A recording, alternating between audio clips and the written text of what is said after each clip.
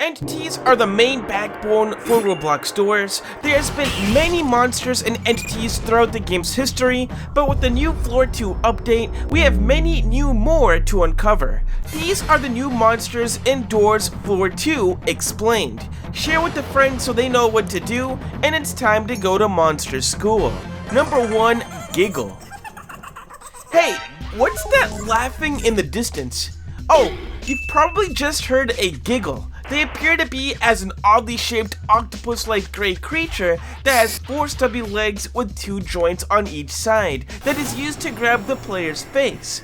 Giggles like to hide within the darkness of the ceilings as they wait for anything that comes from under them. Once they detect any type of movement below, they will immediately jump down and land on a player's face, where they will damage the player while also blinding them for a total of 40 hit points at 10 damage per tick. A couple things to note.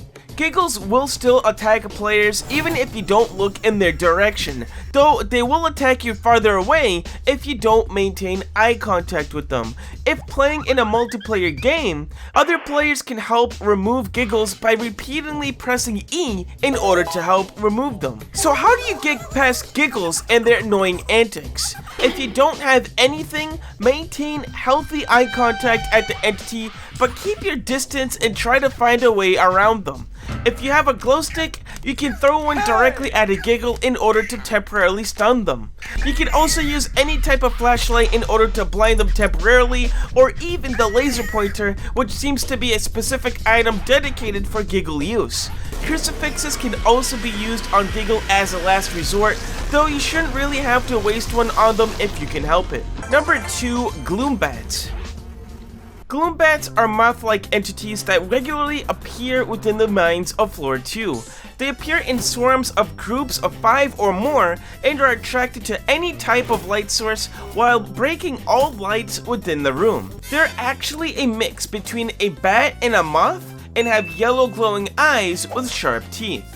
Any players that are using a type of light source other than glow sticks and lasers will be attacked by Gloombats, and it would also occur 10 damage per tick. Gloombats don't really care about players that have no light sources equipped, so they generally ignore them and do not attack them. Some swarms can last for 2+ rooms, especially if you can still hear them roaring in the distance. If you do turn on your light at this point, one of the bugs will fly their way over to you and attack you, so you must use your light source when you don't hear any of them. Gloombats can attack in combination with other entities such as Eyes, Screech, and Rush, so you must act accordingly without the use of light sources. In order to change their path, you can use a glow stick and throw it into an area as a temporary light source, and you won't risk taking any damage, but they will break the glow stick within a couple of seconds. A laser pointer can also be used to move Gloombats to wherever the player is pointing, and this can be a good way to distract them in case one wanted to place a glow stick in a specific area for a longer period of time. Also, if you really wanted to, you could crucify Gloombats, but again, there's not really a big need to do so. Number 3, Moth Eggs. Moth Eggs are associated with Gloombats and could be counted together as one entity. These eggs have a slimy appearance as they usually contain one big egg at the center of a cluster and 4 smaller ones around in the corners.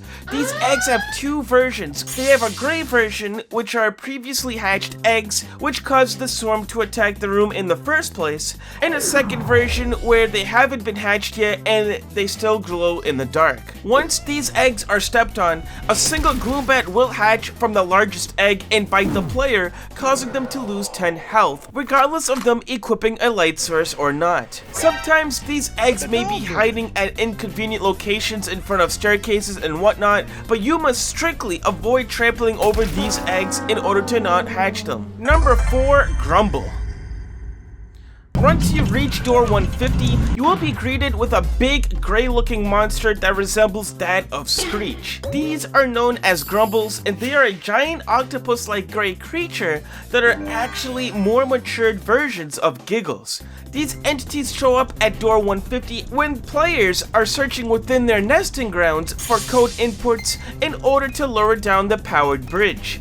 According to the guiding light, in order to protect their queen, Grumbles patrol the area and use their tentacles to damage the player if they are very close to it. They seem to do around 40 to 50 damage per tick, as they can nearly instantly kill a player. As players are progressing through door 150, more Grumbles do come out from the nest and patrol around. Up to 30 Grumbles, in fact, towards the later stages of the room. They will emit a large laughter if they do detect a player and will actively try to chase them, but they cannot fit through small doors and gaps as they are only limited to their nesting area route, which are the high ceiling areas in door 150. There are a couple ways in order to combat Grumbles if you're having some trouble. One way is that players can use glow sticks in order to temporarily distract a Grumble if they are not actively chasing down a player. Another way is that players can also use the bulk light in order to direct and mislead Grumbles on another route. These tactics can be very useful, especially when trying to change their direction or when trying to input a code quickly.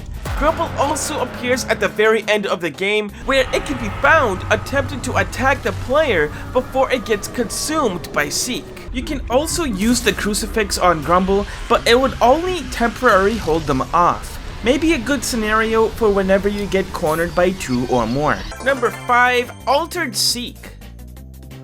Though while Seek hasn't been changed much during their chase sequences, Seek does change dramatically, especially at door 200, where they act as a final boss for floor 2. Instead of his usual human-like figure, he resembles that of a big, large mound of black slime, containing one large eye and many smaller ones from the body. There are multiple phases to the door 200 Seek. The first phase requires 2 valves to be turned with the help from the guiding light. The second phase will require 4 valves to be turned on, where Seek will then spawn smaller blob hands that will slowly follow the player through the pool of goo, forcing them to be a little more quicker.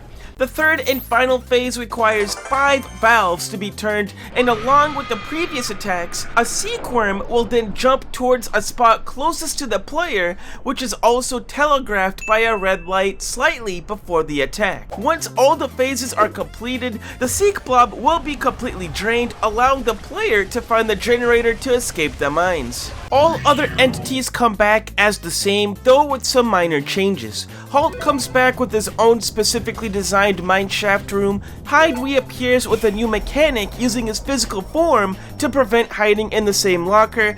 Rush is now able to attack from behind and ahead of players. Screech is also able to attack in every room. Eyes is able to teleport around the rooms. Figure, as you can see between doors 110 to 140, is pretty much the same. Curious Light does appear as a yellow rift if you have used the bottle of Starlight. Dread also reappears with floor 2, but at this time you'll have to wait around 10 minutes outside of room 1. You'll notice the lights break and then you'll find them soon after that. Our entity buddies from the mid-run shop do show up again with normal properties as floor 1 as well. As for everyone else, they all reappear as normal from floor 1. Which entity do you like the most? Like and subscribe for more Doors videos, and we'll see you soon.